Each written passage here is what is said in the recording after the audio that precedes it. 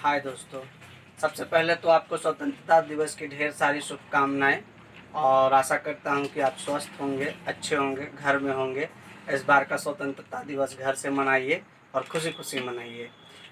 इससे पहले मैंने वीडियो में डाला था कि 10th क्लास का हिंदी का इंट्रोडक्शन, और आज मेरा उसी से रिलेटेड, जो जैसा कि मैंने कहा था कि मैं एक एक चैप्टर को पढ़ाऊँगा, तो आज मैंने सबसे पहला सेलेक्ट किया है मॉडर्न कवि, यानी कि आधुनिक काल के कवि के शुरुआत करेंगे। जैसे मैंने बताया था, आपको 3 काल बताया था, शायद मैं लिख देता हूँ। एक बताया था भक्ति काल, है ना, उसके बाद आपका रीति काल, उसके बाद में एक अंतिम काल है आधुनिक काल। आधुनिक काल, इसका मैंने पूरा डिस्क्रिप्शन दिया था कि भक्ति काल क्या है, रीति काल क्या है, आधुनिक काल क्या है। फिर भी मैं आपको बता दे रहा हूँ। आधुनिक काल का मतलब आप मोटा मोटी समझ लीजिए कि जब हिंदी का मानकीकरण होना शुरू हुआ। जैसा कि आपको मैं बता ही चुका हूँ कि हिंदी भाषा जो है बहुत सारे भाषाओं से, बहुत सारे शब्दों से, बहुत सारे बोलियों से मिलकर बना। तो जब वो हुआ, मतलब उसका मानकीकरण, मतलब हिंदी किसे कहेंगे, जब इसकी शुरुआत हुई, जब उसके लेखकों ने शुरुआत किया, तो रामचंद्र शुक्ल जी के समय, भारतेंदु हरिश्चंद्र के बाद के जो लेखक आए, उनको आधुनिक काल में रहते हैं। आज एक हिंदी के बहुत ही मतलब स्तंभ, अगर सीधा सीधी कहे तो हिंदी के स्तंभ माने जाने वाले जयशंकर प्रसाद, जैसा मैंने कहा था कि पंत, निराला, वर्मा, प्रसाद, तो ये हिंदी के 4 महास्तंभ हैं हिंदी साहित्य के। उसमें से मैं आज आपके सामने जयशंकर प्रसाद के बारे में बता रहा हूँ। सबसे पहले तो जैसा कि आपके पास 2 सिलेबस है, एक तो आपको राइटर के बारे में अच्छा से जानकारी लेना है, और दूसरा आपको कविता के बारे में जानकारी लेना है। तो मैं आई होप कि ये वीडियो थोड़ा लंबा जाएगा। शुरुआती 10-12 मिनट आपका लेखक का रहेगा और अंतिम 20 मिनट आपका जो है कविता का रहेगा। इसके अलावा मैं चाहता हूँ कि एक वीडियो बनाऊं जिसमें आपका प्रीवियस बोर्ड का, जैसे सीबीएसई हो तो सीबीएसई का क्वेश्चन पर डिस्कशन करूं, और झारखंड बोर्ड है तो झारखंड बोर्ड पर डिस्कशन करूं। तो आज का ये वीडियो थोड़ा लंबा जाएगा, क्योंकि आधा पार्ट में मैं आपको लेखक के बारे में बताऊंगा, और उसके हाफ पार्ट में, यानी लगभग उसके आधे भाग में, मैं आपको कविता के बारे में बताऊंगा। तो सबसे पहले आप नोट कर लीजिए कि लेखक के बारे में क्या क्या महत्वपूर्ण बातें, क्योंकि आप झारखंड सरकार का, जैसे इस बार पंचायत सचिवालय का देख लीजिए, या फिर आप और एग्जाम देख लीजिए, तो लेखक के बारे में भी पूछता है। इसलिए जरूरी है कि आप लेखक के भी परिचय को समझें, क्योंकि उसकी भी महत्व है ना। तो सबसे पहले मैं आपके सामने जयशंकर प्रसाद के बारे में आपके सामने 10-12 मिनट बताऊंगा। तो पहले लिख देता हूँ, ये आपके पाठ का चौथा है, ठीक है, चौथा पाठ है, यानी पूरे बुक का जो सिलेबस है उसमें चौथा पाठ है। और कविता इनका है, इनकी कविता है आत्मकथ्य, ठीक है, आत्मकथ्य, और इसके लेखक हैं जयशंकर प्रसाद। बच्चे हड़बड़ में सिलेबस के कंप्लीट करने के चलते कविता पढ़ लेते हैं, लेकिन कविता का मूल भावना को जो है, जब तक आप लेखक को नहीं समझेंगे, कविता के मूल भावना तक आप नहीं पहुंच पाएंगे। क्योंकि लेखक तो लिखने वाला लिख देता है, अब उसके हम लोग जो उसका विश्लेषण करते हैं, तो व्यक्ति पर विश्लेषण की भी जो है व्याख्या अंतर आ सकता है। लेकिन लेखक ने जो अपनी बात खुद कही हो, उसे आपको समझना होगा, लेखक के जीवन को समझना होगा, लेखक के इतिहास को समझना होगा। क्योंकि एक चीज़ आप जानते हैं कि जो जिस जगह से आता है, जो जिस कठिनाइयों को झेल कर आता है, जो जिस परिस्थिति से होकर आता है, उसकी उस परिस्थिति वो आजीवन उसके ज़िंदगी में चलती रहती है। तो जैसा कि आपके बुक में बहुत ही छोटा सा संक्षिप्त परिचय दिया हुआ है कि जयशंकर प्रसाद का जन्म सन 1889 में वाराणसी में हुआ। यानी कितना, सबसे पहले तो आप ईयर नोट कर लीजिए।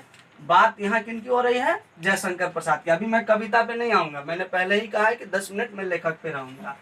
तो सबसे पहला इनका जन्म वर्ष है ना, मैं आपको मतलब शॉर्टकट में बता दे रहा हूँ। जन्म वर्ष 1889, जन्म स्थान है ना, जन्म स्थान कहाँ बताया, वाराणसी, ठीक है। अब कुछ लोग इसमें कंफ्यूजन करते हैं, कभी कभी इसे लोग बनारस भी कहते हैं, कभी कहीं कहीं वाराणसी भी कहते हैं, लेकिन जो आपके एनसीईआरटी ने बकायदा नोट किया है वो है वाराणसी, तो आप वाराणसी याद रखेंगे, ठीक है। उसके बाद है, आप इसके बाद देखिए कि काशी के प्रसिद्ध क्वींस कॉलेज में वो पढ़ने गए, परंतु स्थितियां अनुकूल ना होने के कारण 8वीं से आगे नहीं पढ़ पाए। अब देखिए, अभी मैंने इससे पहले कहा है कि हिंदी के महान स्तंभ हैं ये 4 स्तंभ। जैसे आप घर बनाते होंगे तो घर के जो 4 पिलर है, मान लीजिए ये आपने घर खड़ा किया, सपोज दैट ये घर है, इसके 4 पिलर हैं, तो मैंने कहा है क्या, पंत, निराला, वर्मा और प्रसाद।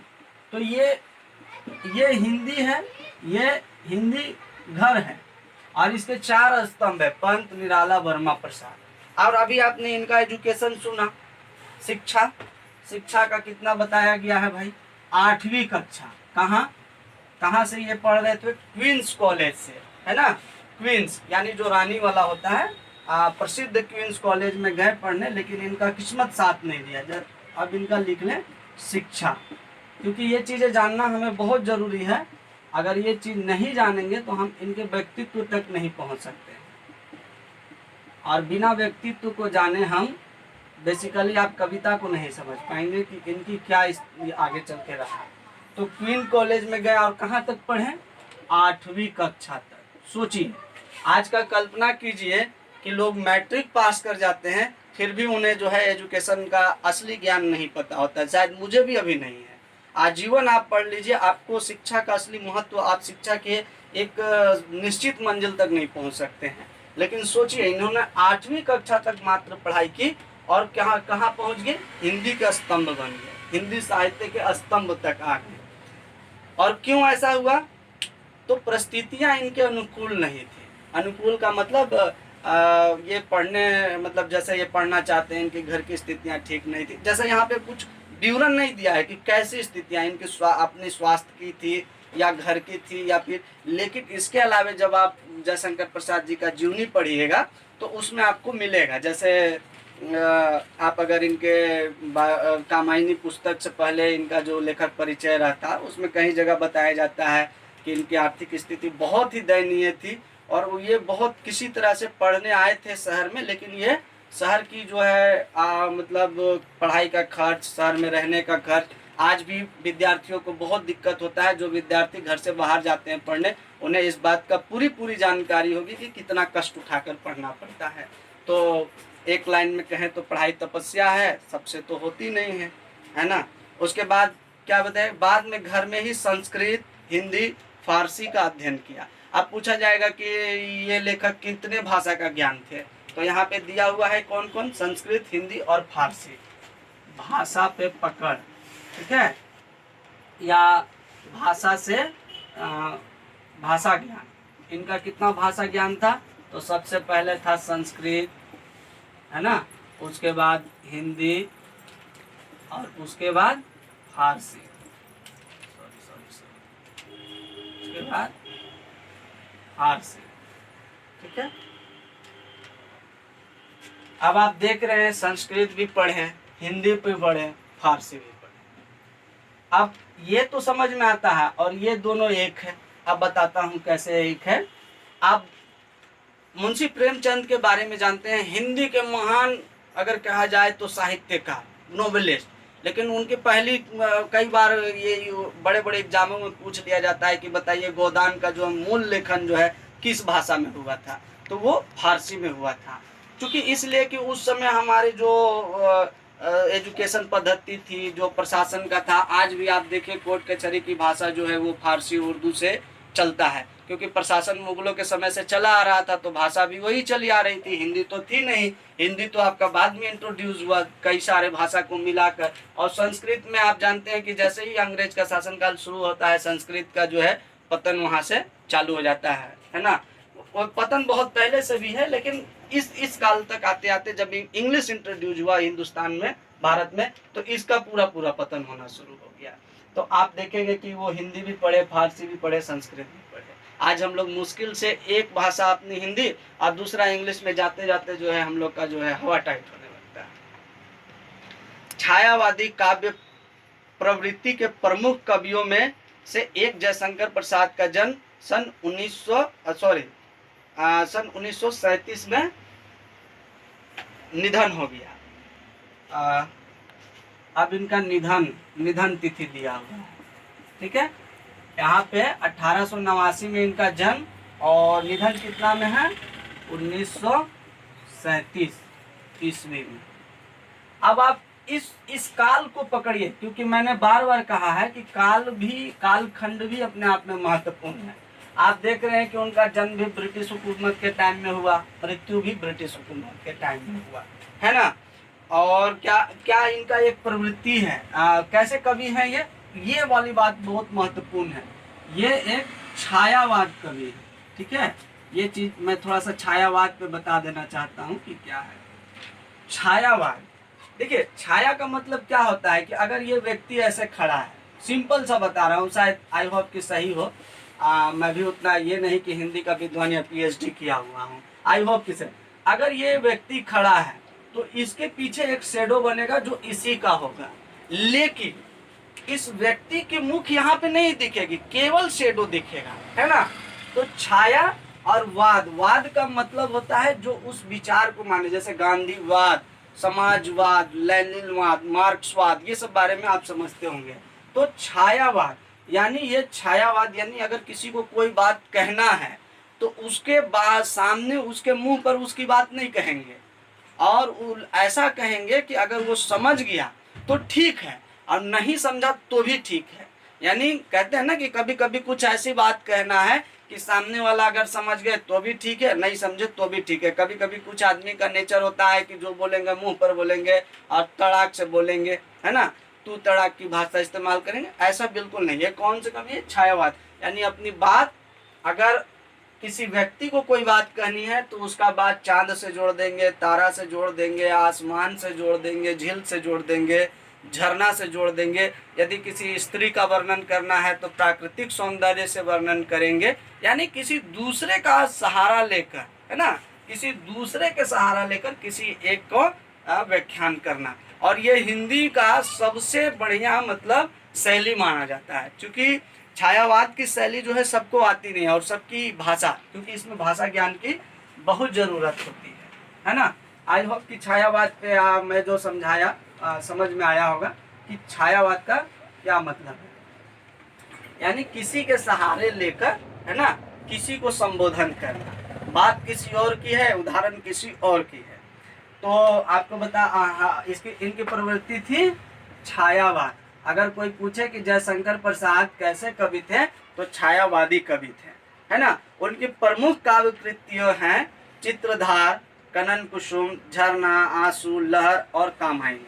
लेकिन आपको ये बता दे रहा हूँ कि इनको जो हिंदी का सबसे बड़ा साहित्य अकादमी जो पुरस्कार है वो उनको कामायनी पर जो है शायद मिला हुआ है ना। क्या है, कामायनी, है ना। इनकी प्रसिद्ध रचना आप कह सकते हैं, प्रसिद्ध रचना। और एक और जानकारी बता देता हूँ कि ये इनका जन्म स्थान वाराणसी में इसी नाम पर एक ट्रेन भी चलती है, कामायनी एक्सप्रेस। ये अलग जानकारी है, मैं गया था वाराणसी इसलिए मुझे पता है कि वहाँ कामायनी एक्सप्रेस चलती है। तो इनके शायद सम्मान में चलाया जा रहा हो, वाराणसी से एक ट्रेन चलती है कामायनी एक्सप्रेस, है ना। तो सोचिए कितनी प्रसिद्ध रचना है। और इसी रचना में एक वो मैंने इससे पिछले वीडियो में जो उदाहरण दिया था कि मतलब उसका डिस्क्रिप्शन है कि महिला के आंखों में आंसू है और आंचल में अमृत है। मतलब वही महिला एक तरफ तो दुखी है और वही महिला एक तरफ लोगों को अमृत दान कर रही है, ठीक है। इसमें कई जगह इन्होंने जो एक लाइन मैंने बताया था कि नारी तुम श्रद्धा और श्रृंगार रूप से स्थिर हो नवतल में, तो यही इसमें लाइन है जो महिला कभी कभी इनकी जो है आलोचना भी करते हैं महिला में, लेकिन इनका ये उद्देश्य बिल्कुल नहीं रहा होगा, आई होप, मेरा जहाँ तक मानना है ना। उसके बाद ये तो हो गया इनकी कविता, है ना। एक चीज और, ये हो गया इनकी काव्य है। ये सारा किस शैली में है, कामायनी वगैरह। अच्छा हाँ, ये और दो चार लिख देता हूँ ताकि चित्रधार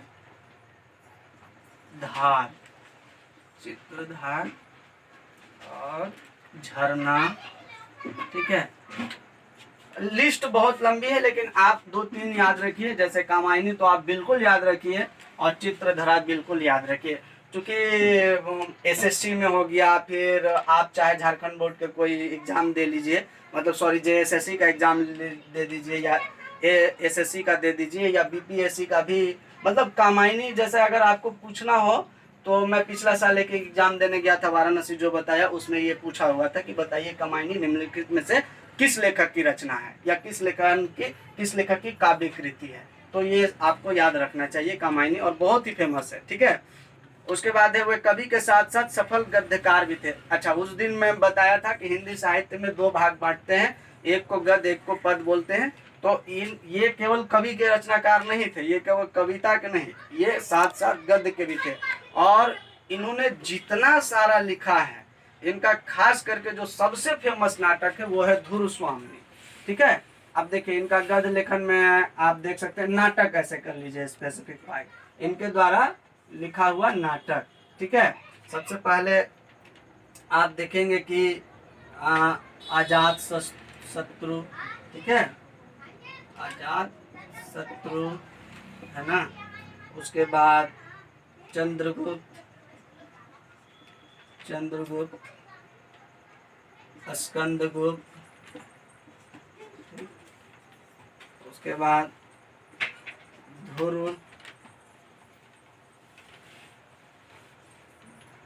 ध्रुव स्वामिनी, ये इनके नाटक हैं, ठीक है। और कहानी संग्रह भी लिख देता हूँ, उसके बाद में बताता।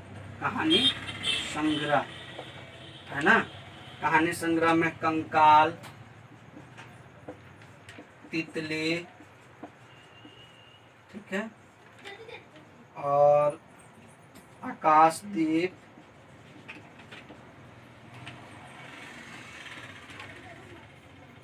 आंधी, मतलब इसके आगे और भी हो सकता है। अच्छा हाँ, जैसे काव्य में कामायनी को मैंने बार बार फोकस किया है। काव्य में जिस तरह से मैं आपको कामायनी पे कह रहा हूँ कि आप कुछ याद रखिए चाहे मत रखिए, ये कामायनी जरूर याद रखिए कि जयशंकर प्रसाद का लिखा हुआ है। उस तरीके से मैंने बहुत सारे सेटों में या परीक्षाओं में देखा है कि ये पूछा गया है कि ध्रुव स्वामिनी जो नाटक है वो किनके द्वारा लिखा गया है ना।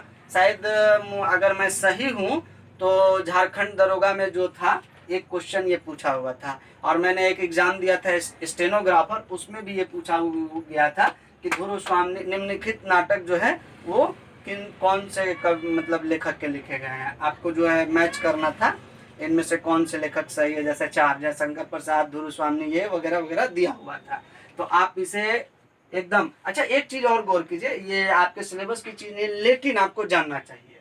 अजात शत्रु, चंद्रगुप्त, स्कंदगुप्त और ध्रुव स्वामिनी, आप देख रहे होंगे कि इनका जो लेखन नाटक जो है वो एक ही सर्कल में बंधा हुआ है।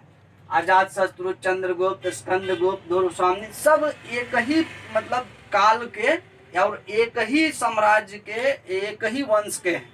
ध्रुव स्वामिनी आप देखेंगे कि चंद्रगुप्त द्वितीय का जो है वो बाद में उनका प्रेम कहानी है, उसमें लंबा है कि कैसे एक शादीशुदा योग्य पति को जो है वो इनकार कर जाती है, तो इसमें ये कहानी है। फिर चंद्रगुप्त, अजातशत्रु, स्कंदगुप्त, और आप देख रहे होंगे कि ये सारा इनका जो नाटक है वो प्राचीन काल का नाटक है, ये भी आप गौर कीजिएगा। लेकिन आप इनकी काव्य श्रेणी को पढ़िए तो ये समाज पे प्रहार करने वाला है। जहाँ एक और नाटक में ये प्राचीन बात को बता रहे हैं, वहीं एक और अपनी काव्य शैली में आधुनिक बात को शामिल कर रहे हैं। और कहानी में भी देखिए क्या क्या है, कंकाल, तितली, आकाशदीप और आंधी, है ना। और इनका जो सबसे ज्यादा फेमस है वो है इनकी काव्य रचना पे। अच्छा, इसके बाद और है कि प्रसाद का साहित्य जीवन की कोमलता, माधुर्य, शक्ति और ओज का साहित्य माना जाता है। अच्छा, कुछ कभी ऐसे होते हैं कि बहुत भारी भारी शब्द इस्तेमाल कर दिए या बहुत ज़्यादा शब्द निर्माण के चक्कर में पड़ गए, तो इनका वो नहीं है। ये बहुत ही आसानी से बात कहते थे और बहुत ही सरलता से अपनी बात को रखने में, लेकिन छायावाद के रूप में, है ना। छायावादी कविता की अतिशय कल्पनाशीलता, सौंदर्य का सूक्ष्म चित्रण, प्रकृति प्रेम, देश प्रेम और शैली की लाक्षणिकता उनकी कविता की प्रमुख विशेषता है। अभी मैंने आपको बोला था कि यदि किसी स्त्री का सौंदर्य वर्णन करना है तो ऐसे सामान्य से जाके नहीं कि ये है स्त्री, तुम बहुत सुंदर दिख रही हो, तुम्हारी ये कोमल नयन, ऐसे नहीं। स्त्री की बात करनी है तो प्राकृतिक के तरफ जाएंगे, प्राकृतिक की बात करनी है तो स्त्री के तरफ जाएंगे। मतलब एक दूसरे का छायावादी, एक के उदाहरण दूसरे से, दूसरे के तीसरे से, इस तरह से एकदम आना मतलब बुनेंगे कि आप उसमें अगर साहित्य प्रेमी हैं, अगर आप रस लेते हैं तो ही आप इसे पकड़ पाइएगा, वरना आपको सीधा सीधा कविता समझ में आएगा। और इनका आत्मकथ्य कविता है, मुझे लगता है, और मैं जब 10th में था कि सबसे नंबर 1 मुझे अगर कोई कविता लगा था, अगर 1 नंबर पे रख के मैं बताऊं तो वो इनका आत्मकथ्य ही लगा था, है ना। और इतिहास और दर्शन में उनकी गहरी रुचि थी, जो उनके साहित्य में भी स्पष्ट रूप से दिखाई देता है। जैसा कि मैंने बताया ही कि अगर आप नाटक को देखेंगे तो प्राचीन भारत का इतिहास है। और दर्शन में आप जैसे इनका एक कहानी है आकाशद्वीप, उसमें दर्शन की भी बात है। कामायनी जो है एक तरह का समाज दर्शन ही है, समाज पे प्रहार भी है और आगे समाज के लिए दर्शन भी है। अच्छा, एक चीज ये नहीं, जैसे बहुत इंसान व्यक्तियों की होती है कि केवल किसी के आलोचना करना है। अरे समस्या निकालना तो बहुत आसान है, समस्या के साथ साथ समाधान देना भी बहुत जरूरी है। जैसे कि शिव खेड़ा की अगर हम बात करें, जो सबसे ज़्यादा शिव खेड़ा इंटरनेशनल राइटर हैं और उनका बहुत सारा कृति, एक है यू कैन विन, आप जीत सकते हैं, उनका एक बहुत अच्छा कोटेशन है कि यदि आप केवल समस्या बताते हैं और उसका समाधान नहीं खोज पाते हैं तो आप खुद एक समस्या है। ठीक है, तो आप इनमें देखिएगा कि दर्शन का भी भरमार, दर्शन मतलब आप देखिएगा कि पूरी फिलोसफी, पूरा आगे की बात, वहाँ तक की बात जहाँ तक सामान्य लोग सोच भी नहीं सकता है। ठीक है, क्योंकि दर्शन वाली चीज़, अगर दर्शन की बात होने लगता है तो लोग बोर होने लगते हैं और दर्शन सबको समझ में भी नहीं आता है। इसलिए कहा जाता है कि साहित्य की एक सीढ़ी, दर्शन तक पहुँचना है तो साहित्य को पकड़ लीजिए, है ना। वरना दर्शन का समझ ऐसा नहीं कि कई विद्वान दर्शन बिना साहित्य पढ़े, लेकिन साहित्य से दर्शन की शुरुआत कीजिए तो और मजा आएगा। अच्छा हाँ, इसमें एक चीज अब ये हो गया आपके पास जयशंकर प्रसाद। जैसा मैंने कहा था कि एक भाग में जयशंकर प्रसाद के बारे में बताऊंगा, एक बार फिर मैं आपको रिवीजन करा देता हूँ। उनका जन्म वर्ष 1889, जन्म स्थान वाराणसी, शिक्षा क्वींस कॉलेज, 8वीं कक्षा, ध्यान दीजिएगा। भाषा ज्ञान संस्कृत हिंदी फारसी, निधन 1937, प्रसिद्ध काव्य रचना कमायनी, चित्रधार, झरना और नाटक अजात शत्रु, चंद्रगुप्त, स्कंदगुप्त, धोरण स्वामी, कहानी कंकाल, तितली, आकाशदीप और आंधी। कैसे कवि? छायावाद शैली के कवि हैं। और कौन से कवि हैं? तो आधुनिक काल के कवि हैं। ठीक है, तो यदि आप इनका समझ गए, अगर आप लेखक परिचय को समझ जाइए, क्योंकि लेखक परिचय को बिना समझे अगर मैं सीधे कविता बता दूं तो सपोज दैट कि अगर मेरा आप व्यक्तित्व को नहीं जानते हैं, अगर मैं बताऊं कि महात्मा गांधी के बारे में ना बता के मैं अगर सीधे सीधे कहूं कि आप उनका आत्मकथ्य पढ़ लीजिए, तो फिर तो वही बात हो गया, अरे भैया गांधी जी थे कौन, उनके बारे में क्या था, उन्होंने क्यों, आखिर उन्होंने क्यों लिखा आत्मकथ्य, इस बात को तो जानना जरूरी है ना। क्योंकि कई सारे आलोचक जो है बोलते हैं कि गांधी जी जो है ऐसे थे वैसे थे। ठीक है, आज के दौर में आप अपने माँ बाप से सच नहीं बोल पाते, उन्होंने तो पूरी दुनिया के सामने सच रखने का प्रयास किया, भले ही अब सही है क्या है वो अलग बात है, लेकिन सच बोलने का प्रयास किया। आज तो बच्चे अपने माँ बाप से झूठ बोलना शुरू करते हैं।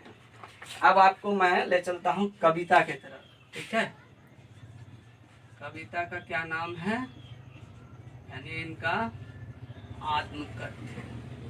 ठीक है, आत्मकथ्य, जयशंकर प्रसाद।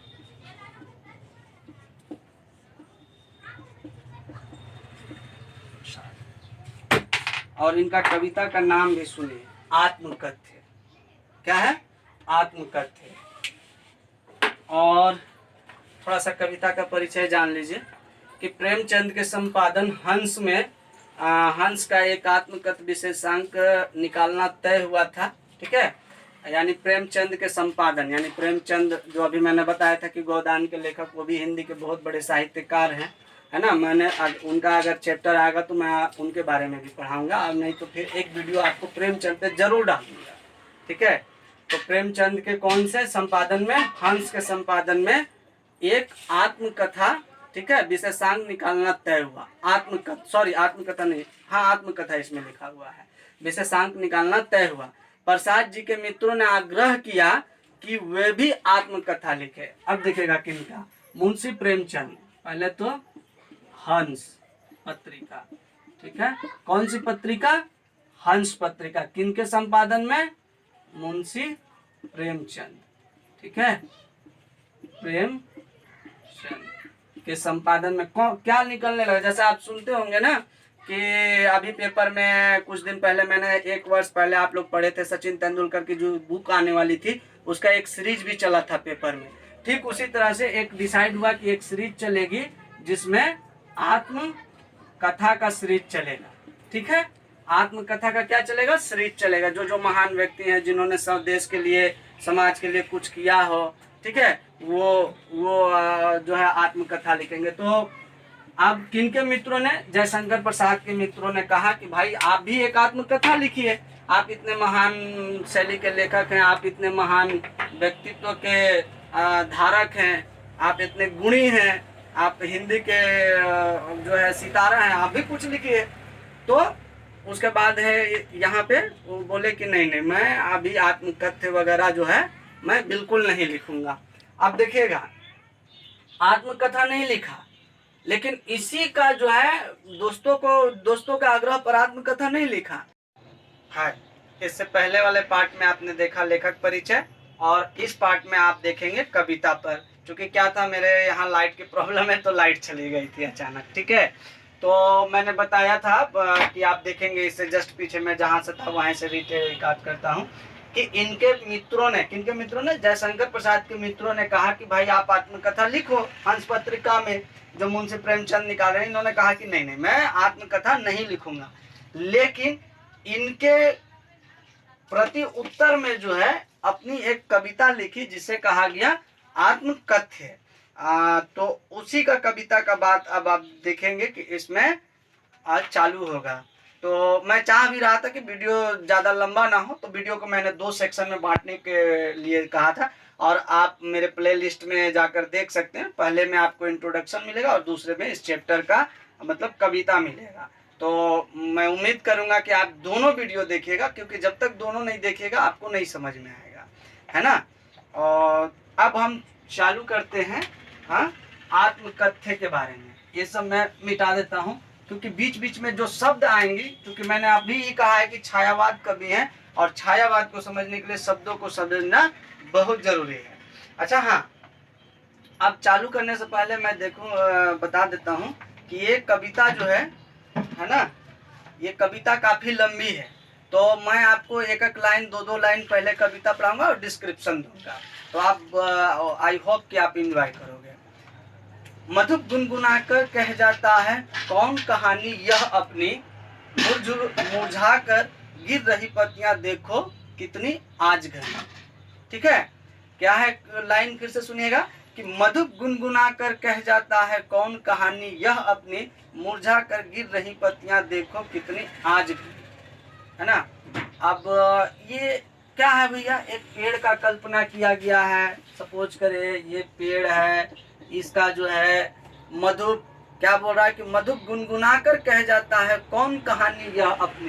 यहाँ पे जो है मधु का जो है मतलब बताया गया है कि चिड़िया या कीट पतंग जो है कहानी कह रहे, लेकिन आखिर क्या है कि मुरझा कर गिर रही हैं पत्तियां देखो आज कितनी घनी। पत्तियां तो रोजाना गिरती थी, लेकिन आज क्या गिर रही हैं, घनी गिर रही हैं। ठीक है, आज पत्तियां क्या गिर रही हैं, बहुत घनी गिर रही हैं।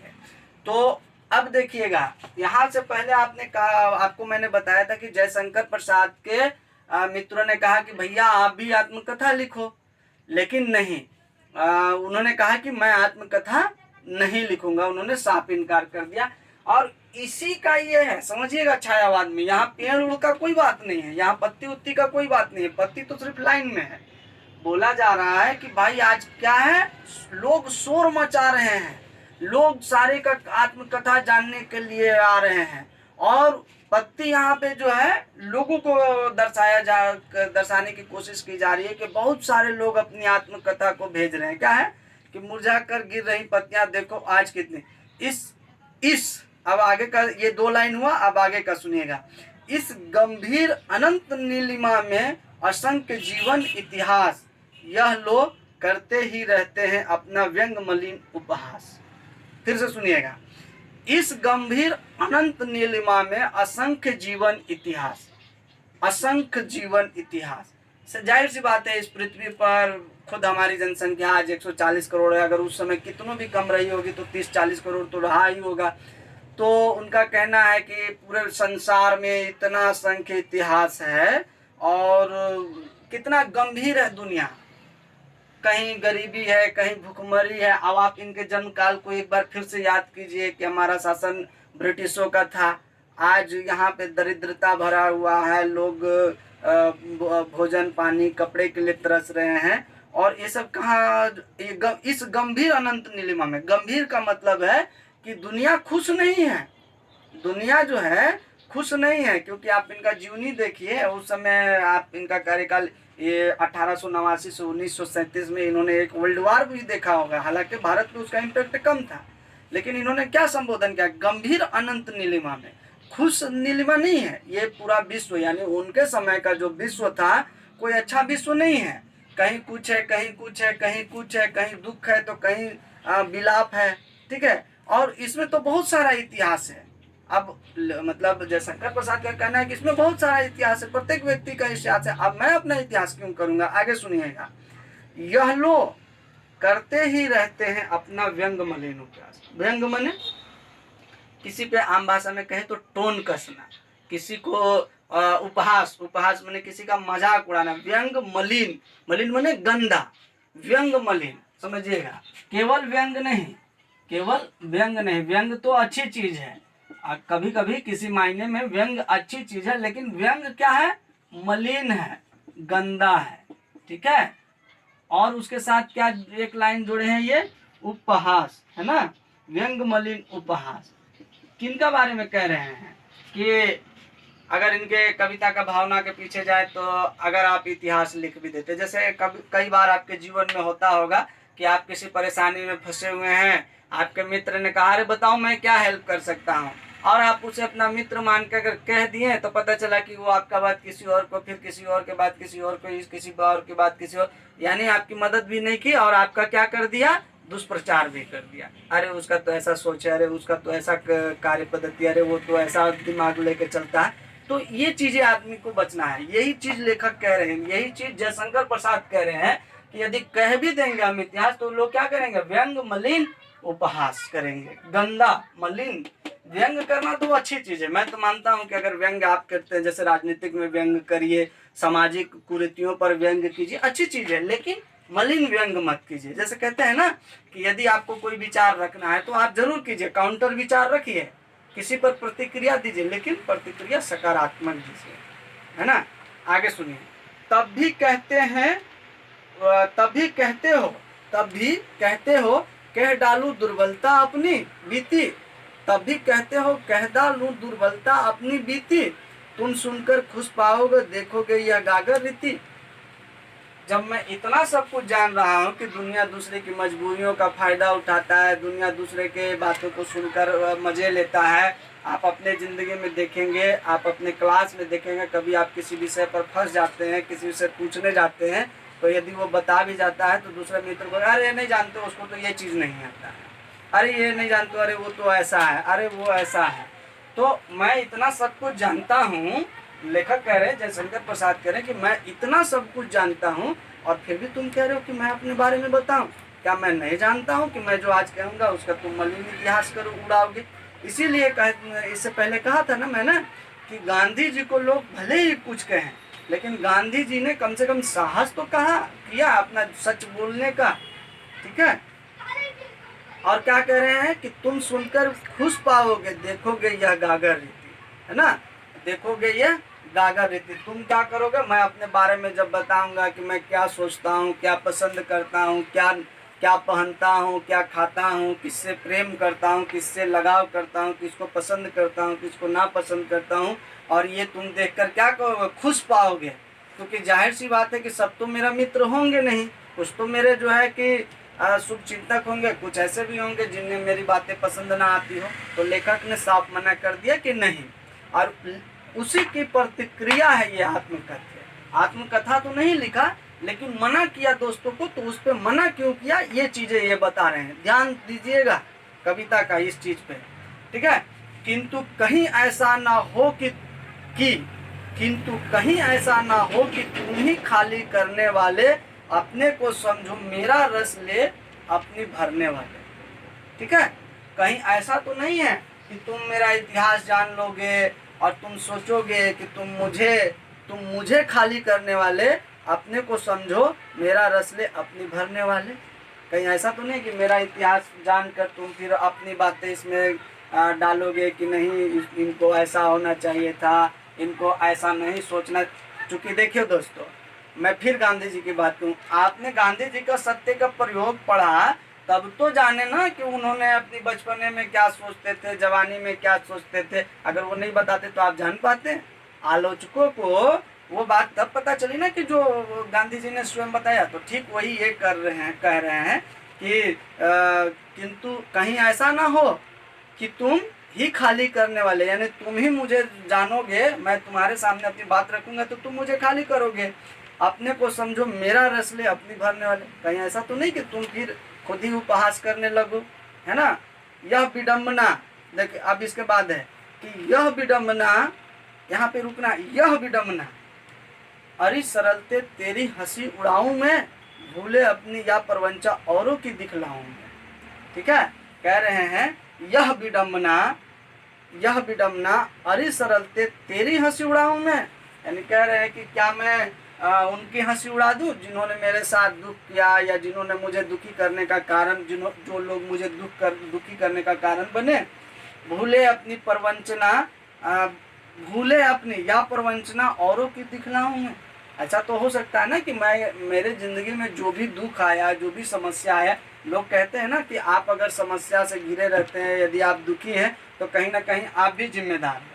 तो जयशंकर प्रसाद पूरी ईमानदारी से यह स्वीकार कर रहे हैं कि हो सकता है कि भूल मेरी भी हो या औरों की प्रवंचना भी हो, तो क्या मैं उसे आपके सामने दिखलाऊं, क्या मैं उसे बताऊं, क्या मैं कह दूं कि वो मेरा परम मित्र है, लेकिन मेरे पीठ के पीछे वो मुझे जो है मेरे सब बारे में बातें कहता है या मेरी दुष्प्रचार कहता है।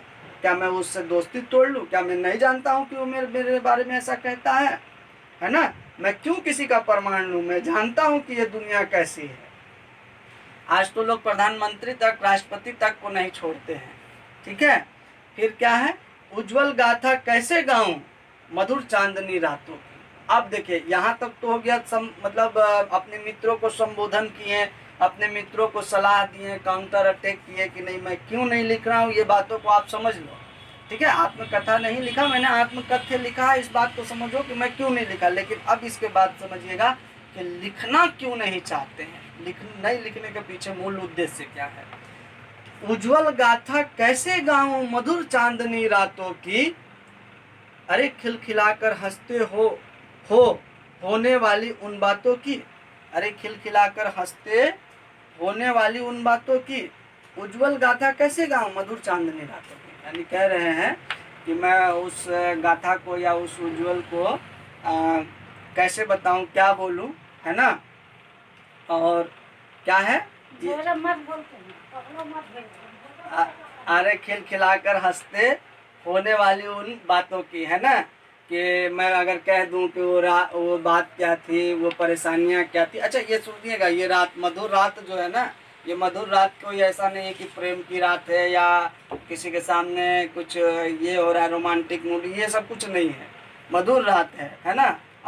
ये दुख भी है और उल्लास का भी मौसम है, यानी दोनों को ये समायोजित किए हुए, सम्मिलित किए हुए हैं, ठीक है। और क्या कह रहे हैं कि मैं बता दूं तो तुम खिलखिलाकर हंसोगे, तो मैं क्यों बताऊं, वैसा काम क्यों। अब सुनिएगा इनकी असली आगे की पंक्ति, और ये पंक्ति बहुत, मैंने पूरी कविता में ये दो पंक्ति मुझे हमेशा याद रह गई थी, और मैं आशा करता हूँ कि ये पंक्ति बहुत अच्छी है। कि मिला कहाँ वो सुख जिसका मैं स्वप्न देख कर जाग गया, आलिंगन में आते आते मुस्का कर जो भाग गया। फिर से एक बार बता दो कि मिला कहाँ वो सुख जिसका मैं स्वप्न देख कर जाग गया, आलिंगन में आते आते मुस्का कर जो भाग गया। अगर आप इसका स्पष्ट लाइन निकाले तो आपको ऐसा लग रहा होगा कि कोई प्रेमिका है, कोई प्रेमी है। नहीं, ऐसा कुछ नहीं है।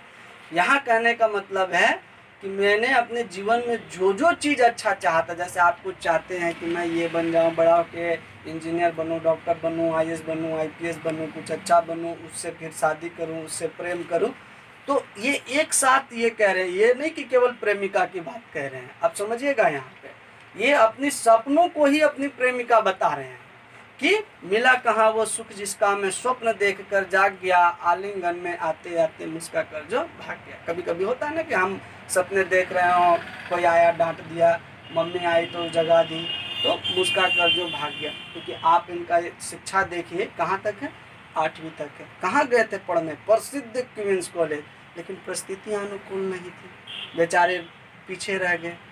ठीक उसी तरह कई ऐसे विचार इनके सामने, कई ऐसी ज़िंदगी में परेशानियाँ आएगी जो नहीं हो पाया।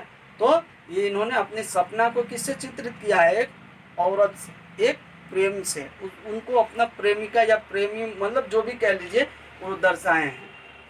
आगे सुनिएगा। जिसके अरुण कपोलों की मतवाली सुंदर छाया में, जिसके अरुण कपोलों, कपोल का मतलब यहाँ पे आप समझ लीजिए, कपोल का मतलब होता है गाल, ठीक है। और यहाँ पे क्या कहा है? कपोलो यानी गालो, ठीक है। क्या हिंदी में गाल बोलते हैं ना, जैसे कि किसी स्त्री की सुंदर कोमल गाल, है ना। तो जिसके अरुण कपोलों की मतवाली सुंदर छाया में, अनुरागनी उषा लेती थी निज सुहाव मधुमाया। यानी अब देखिए कितने बड़ी बात कहा गया है कि उनका अरुण कपोलो, यानी उनकी इतनी सुंदर, उनकी चेहरे, उनकी कोमल, उनका गाल था कि मतवाली सुंदर छाया में, यानी उनके बाल, भाई छाया स्त्रियों की छाया करने की एक ही है बाल, है ना।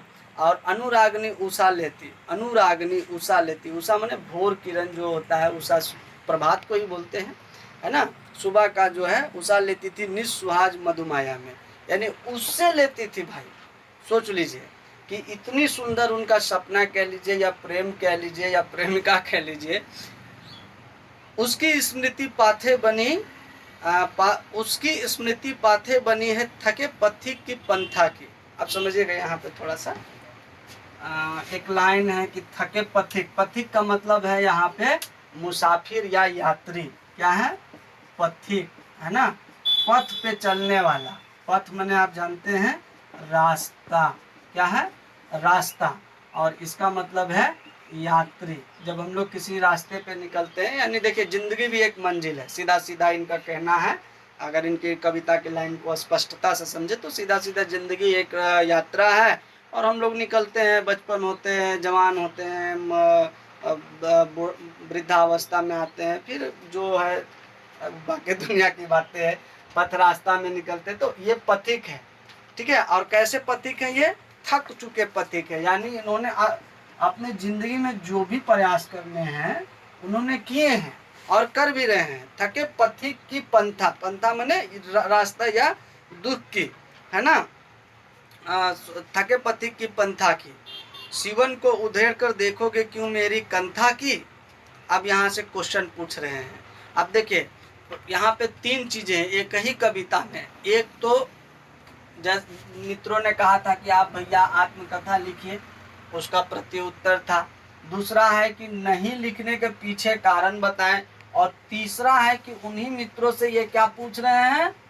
प्रश्न पूछ रहे हैं। अब सुनिएगा प्रश्न क्या है कि छोटे से जीवन की कैसे बड़ी कथाएं आज कहूँ।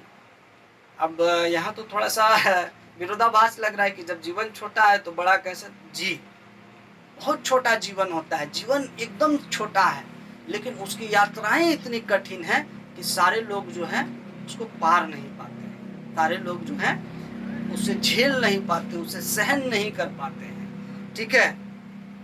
तो क्या कह रहे हैं कि छोटे से जीवन की कैसी बड़ी गाथाएं आज कहूँ। कैसे कह दूँ? छोटा जीवन है लेकिन गाथाएं यानी कहानियाँ क्या है? बहुत बड़ी है। क्या यह अच्छा नहीं है कि औरों की सुनता मैं मौन रहूं?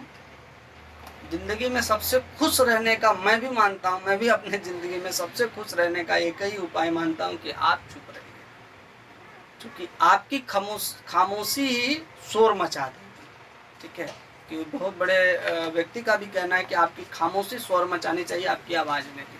ठीक है, सुनकर क्या तुम मेरा भला करोगे मेरी भोली आत्मकथा। दोस्तों को कह रहे हैं, प्रश्न कर रहे हैं कि बताओ क्या तुम करोगे मेरी भोली आत्मकथा को सुनकर, मेरे लिए क्या कर दोगे तुम। अभी समय भी नहीं है, थकी सोई है मेरी मूंग व्यथा। और अंत में जवाब देते हैं कि मैं अभी नहीं पूरी तरह से थका हूँ और ना ही मेरी क्या है आत्म सोई है। यानी मैं अभी अपने आप को, वो क्या कहते हैं कि मैं अभी जीवंत हूँ, मैं अभी जीवंत हूँ, मैं वैसा स्थिति में नहीं आ गया हूँ, मैं शून्य की स्थिति में नहीं आ गया हूँ कि अब मेरे जीवन में विकास नहीं होना है, मेरे जीवन में कुछ नहीं होना है। और ऐसा भी नहीं है कि मैं अब आगे गलतियाँ नहीं करूँगा, मैं आगे कुछ सीखूंगा नहीं। तो वो साफ लाइन में अंत में कहते हैं कि अभी समय भी नहीं है, थकी सोई है मेरी मूल व्यथा। ऐसी बात है कि मैं अभी चुप नहीं हूँ, मैं अभी दुनिया को बहुत कुछ देना चाहता हूँ, दुनिया से बहुत कुछ लेना चाहता हूँ।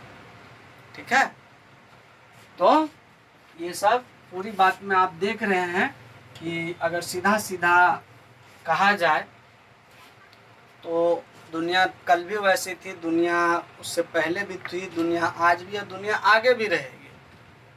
कि आपके बारे में जानना चाहेगी, उसके बाद आपका उपहास भी उड़ाएगी, आपके उपहास के बाद आपको पुरस्कार भी दी जाएगी। ठीक है, लेकिन ये सब चीज़ को कौन मान रहे? जयशंकर प्रसाद सही नहीं मान रहे। और हर वो व्यक्ति जो जीवन में कई सारे संघर्षों को कर कर आता है, उसके लिए ना ही कोई पुरस्कार और ना ही कोई उपाधि मायने रखती है। क्योंकि यदि मायने रखती तो आज स्वतंत्रता दिवस है, आज जो है अगर वाकई में मायने रखती तो भगत सिंह, सुखदेव गुरु और राजगुरु जैसे महावीर स्वतंत्रता सेनानी या क्रांतिकारी, ठीक है, महान स्वतंत्रता सेनानियों की याद जरूर आती लोगों को। लेकिन याद करते हैं, लेकिन सारे लोग नहीं। मैं ऐसा नहीं कि कोई ये कह रहा हूँ, आज अगर बच्चों से पूछ भी लीजिए तो बहुत बाद में जाके जो साहित्य को पढ़े, जो बाद में जाए तो ही, लेकिन जो उनसे बाद में नेता है जो है उनको याद है। तो ये कहते हैं कि मुझे कोई मतलब नहीं है दुनिया से, दुनिया मेरे बारे में बहुत विशेष जान के कोई कुछ हासिल नहीं होगी। दुनिया को अगर जानना है तो मेरे कविता को पढ़े, मेरी कहानी को पढ़े, मेरी रचना को पढ़े, मुझे जाने, मुझे समझे, मैं अपने बारे में क्यों कहूँ। और सही बात है, अब मैं यहाँ आया हूँ आपके सामने पढ़ाने और 10 मिनट में अपने बारे में बताऊँ तो बच्चा बोर नहीं हो जाएगा। आप मैं 10 मिनट अगर वो सिलेबस को बताऊँगा तो काम भी देगा, है ना। उसके बाद आप देखिएगा प्रश्न अभ्यास है, तो मैं चाहूँगा कि प्रश्न अभ्यास भी साथ साथ आपको करा दूँ, ऐसे ही मतलब बोल कर। कहता है कि कवि आत्मकथा लिखने से क्यों बचना चाहता है। तो आप देखे हैं कविता में 3 चीज़ को आप पार्ट बांट लीजिए। आधा तो प्रति उत्तर है, ठीक है, मैं लिख देता हूँ। यानी जो प्रश्न पूछा गया मित्रों से, जो मित्रों ने जो सलाह दी कि भैया तुम आत्मकथा लिखो, तो इनका प्रति उत्तर है, ठीक है, कि वो क्यों नहीं लिखेंगे। ठीक है, लिखने के पीछे, नहीं लिखने के पीछे कारण फिर है इनका व्यक्तिगत कारण। व्यक्तिगत कारण, कविता का क्या है? व्यक्तिगत कारण, व्यक्तिगत कारण, ठीक है, व्यक्तिगत कारण। और तीसरा है ये खुद प्रश्न पूछते हैं, ये खुद किस मित्रों से प्रश्न पूछ रहे हैं, ठीक है। तो इन्होंने कहा है कि दुनिया क्या है, किसी का इतिहास सुनती है, कहानी सुनती है, किसी के बारे में जानती है, फिर उसका मलिन उपहास उड़ाती है, उसके बारे में चर्चा करती है। तो मैं ऐसा आत्मकथा नहीं लिखना चाहता हूँ। फिर है कि आत्मकथा सुनाने के संदर्भ में अभी भी समय नहीं है। कभी ऐसा क्यों कहा है? क्योंकि मैंने लास्ट लाइन कहा है कि कवि को अभी उसकी क्या है, अभी उनको नहीं लगता है कि मैं बहुत थक गया हूँ, या मेरे में अब एनर्जी नहीं है, या मैं अब दुनिया से कुछ हासिल नहीं कर सकता हूँ, या दुनिया को कुछ दे नहीं सकता हूँ, ठीक है। तो उनको पूरा विश्वास है कि वो क्या करेंगे कि अभी दुनिया को बहुत कुछ दे सकते हैं, अभी वो दुनिया से बहुत कुछ ले सकते हैं। इसलिए अभी वो कविता जो है या आत्मकथा जो है अभी लिखने के ये में नहीं है, अभी समय भी नहीं है, ठीक ठीक है, यानी अभी उनको लगता है कि नहीं, मेरे ज़िंदगी में अभी बहुत सारे उतार चढ़ाव अभी बाकी है, इतनी जल्दी मैं थक नहीं गया। स्मृति को पाथेय बनाने से कवि का क्या आशय है? देखिए, सबसे बड़ी बात, जब भी आप कभी निराश हो, ठीक है, तो आप उस पल को याद कीजिए जिस पल में आप सबसे ज़्यादा खुश थे। ये खुश रहने का सबसे सरल उपाय है। खैर हो नहीं पाता है, लेकिन सही है। अगर आप कभी बोर कर रहे हो, जैसे घर की महिलाएं बोर होती है, तो अपना पुराने एल्बम, शादियों के, किसी समारोह के, तो आप भी अगर कभी बोर होते हैं तो अपनी पुरानी बचपन की यादें, स्कूल की यादें, या फिर कोई किसी तरह की यादें में चले जाइए। तो इन्होंने भी क्या कहा कि मैं अपनी स्मृति को ही अपने बना लिया हूँ पति, ठीक है, मैं अपने जो पुराने मेरी जो अनुभव है, जो मेरी स्मृतियाँ हैं, मैं उसी के सहारे चल रहा हूँ। पाथेय यानी रास्ता, ठीक है। अब देखिए, ये है भाव स्पष्ट कीजिए। मिला कहाँ वह सुख जिसका मैं स्वप्न देखकर जाग गया, आलिंगन में आते आते मुस्काया कर जो भाग गया। सही है, उनके जीवन में सबसे पहले प्रामाणिकता तो यही है कि वो गए थे उच्च शिक्षा हासिल करने, लेकिन शिक्षा हासिल नहीं हो पाई। हो सकता है उन्होंने किसी से प्रेम भी किया हो, वो भी ना मिल पाए, लेकिन पहले शिक्षा पे आना है, फिर उनके ज़िंदगी पे आना है, उसके बाद अंत में लिखना है कि हो सकता है उन्होंने किसी से कामना किया होगा। एक भाव तो ये भी स्पष्ट हो रहा है ना कि हो सकता है उन्होंने किसी से प्रेम किया होगा, लेकिन उनके जीवन में वो प्रेम भी हासिल नहीं हो पाई, है ना। तो ये सारी बातों को आप लिख सकते हैं। फिर है, जिसके अरुण कपोलों की मतवाली सुंदर छाया में अनुरागनी उषा लेती थी निज निज यानी स्वयं के सुहाग मधुमाया में। यानी अब उसकी विशेषता है इस लाइन में कि उसके इतने सुंदर कपोल थे, इतने सुंदर गाल थे, इतने सुंदर उनकी रूप थी कि खुद उषा यानी सुबह की लाल किरणें, कैसे लाल किरणें जो है उससे लेती थी, उनके गालों से वो लेती थी। सुबह की जो किरणें थी, जो लाल किरणें थी, उनके गालों से लेती थी, उनकी इतनी सुंदरता थी, है ना। फिर है कि उज्जवल गाथा कैसे गाऊं मधुर चांदनी रातों की। सिंपल सी बात है, कहता है कि कथन के माध्यम से कवि क्या कहना चाहता है। सीधा सीधी है कि उज्जवल गाथा यानी इनके ज़िंदगी के पीछे एक उज्जवल इतिहास भी रहा है, लेकिन कैसे गाऊं, कैसे क्या मुंह से गाऊं, अब वो मेरा सपना नहीं रहा है। कभी कभी होता है ना कि मैं अपने ज़िंदगी में हम देखते हैं कि मैं ये करूँगा, मैं वो करूँगा, मैं ये बनूँगा, लेकिन जैसे जैसे हम आगे बढ़ते हैं पता चलते जाता है कि नहीं, ये चीज़ें अभी कठिन रास्ता है, ठीक है। तो कैसे सुना दूँ मैं लोगों को। फिर है कि आत्मकथ्य कविता की काव्य भाषा की विशेषताएं उदाहरण सहित बताइए। तो आप काव्य विशेषताएं में जैसे सबसे बड़ी बात है भाषा की, ठीक है, सबसे बड़ी बात क्या है, भाषा की। जैसे आपको बता रहे व्यंग मलिन, ठीक है, अरुण कपोल गालों की, ठीक है, और ये सब आप देखिएगा तो आपको क्या मिलेगा, इसका उदाहरण देना होगा। व्यंग मलिन का, कपोल का, अरुण कपोल का। फिर आप कह सकते हैं कि पाथेक बनी पथे पथे की पंथा की, ये राइम स्कीम भी है, ठीक है। तो ऐसे ऐसे आप उदाहरण दे सकते हैं। फिर एक कवि ने जो सुख का स्वप्न देखा था उसे कविता में किस रूप से अभिव्यक्त किया। तो कवि ने जो सुख का स्वप्न देखा था उसे कविता में एक सुंदर स्त्री के रूप में व्यक्त किया है, क्योंकि गाल सुंदर कोमल गाल तो स्त्री के ही हो सकते हैं। तो किसके रूप में व्यक्त किया है, एक सुंदर स्त्री के रूप में व्यक्त किया है। इसके आगे भी है कि रचना और अभिव्यक्ति, ठीक है, रचना और अभिव्यक्ति यानी रचना जो है और उसका अभिव्यक्ति। इस कविता के माध्यम से प्रसाद जी के व्यक्तित्व की जो झलक मिलती है उसे अपने शब्दों में लिखे। पहला प्रश्न है, आप किन व्यक्तियों की आत्मकथा पढ़ने चाहेंगे और क्यों।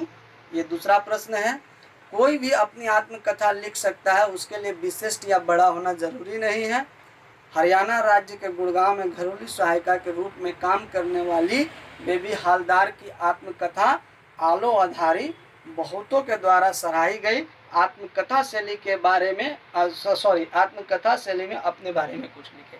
अच्छा, मैंने गद्य पढ़ाते टाइम आपको बताया था कि क्या क्या होता है, आत्मकथा होता है, कहानी होता है, स्मृति होता है, यात्रा वृत्तांत होता है, निबंध होता है। तो ये एक लेखन की शैली है। अब किन्हीं को कोई प्रश्न रह गया हो या किसी चीज को पूछना चाहते हो या कोई चीज जैसे नहीं समझ में आए तो कमेंट सेक्शन में आप जरूर कहिए, है ना। और एक चीज कि ये मैं पढ़ा रहा हूँ। सिर्फ मेरे पढ़ाने से आपका काम बन जाए या आपका काम चल जाए, ऐसा बिल्कुल नहीं। मैंने एक बार और कहा है कि आप अपनी एनसीईआरटी की बुक को खोलिए और मेरे द्वारा पढ़ाई गई चीज़ों को देखिए, समझिए और खुद से भी पढ़िए और टैली कीजिए। अच्छा, जिनके पास बुक नहीं होगा वो ऑनलाइन प्ले स्टोर से जाकर एनसीईआरटी की बहुत सारी बुक के लिए ऐप अवेलेबल है, आप डाउनलोड कीजिए और एनसीईआरटी को पढ़िए। और मैं धीरे धीरे करके आपके पूरे सिलेबस के जितने भी पार्ट हैं उनको मैं कंप्लीट करा दूंगा। और आज ही मैं आपको प्ले लिस्ट बना दूंगा, जिसमें प्ले लिस्ट में रहेगा हिंदी का हिंदी 10th का पाठ्यक्रम। आपको पार्ट 1, पार्ट 2, पार्ट 3 ऐसे मिलेगा। ठीक है, तब तक के लिए आप अपने घर में रहिए, सेफ रहिए, सुरक्षित रहिए। जय हिंद, जय